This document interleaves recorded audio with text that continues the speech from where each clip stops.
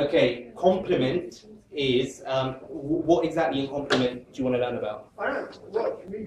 There's 3 different pathways out there. Okay, right, yeah.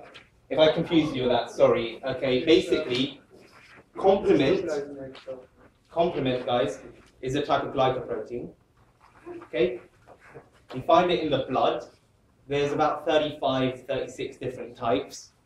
And basically what it is, the little protein, glycoprotein molecules, one will attach to the next one and cause that one to cleave. So C1 attaches to C2, it will cause C2 to break up into 2 parts, C2A, C2B.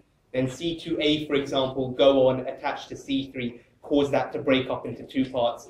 And that's what's a complement cascade. So do you understand the cascade process? Yeah. Great. There's 3 ways that complement gets activated.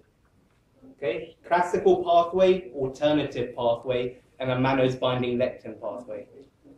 So the classical pathway, just remember this, the very basic is antibodies activate complement via the classical pathway. Okay?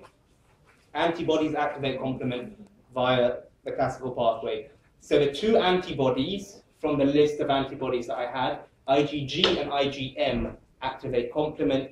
IgM, the way it does it is that pentameric thing I told you about. So you know that complement coming out of my house. Yeah? That thing. Okay.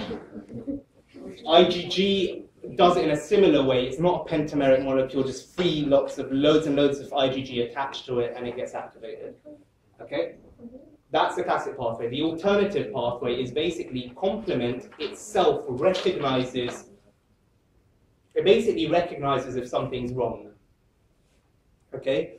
So it will bind to, if it senses on a bacteria, if it sees certain combinations that shouldn't be there, or if a bacteria lacks certain things that should be in a normal human cell, then complement itself will get activated. Make sense? So it's basically spontaneous activation of complement when it senses a pathogen.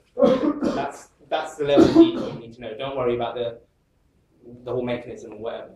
Okay, so that's alternative pathway. Mannose binding lectin. I said that lectin is a molecule that's found in your blood vessels and whatever. And basically, lectin binds to a carbohydrate called mannose. And mannose is found on bacterial cell walls.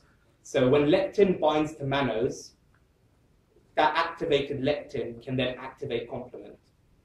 And that's a third way that complement's activated. When complement's activated, you have this big cascade, and it leads to basically 3 main things.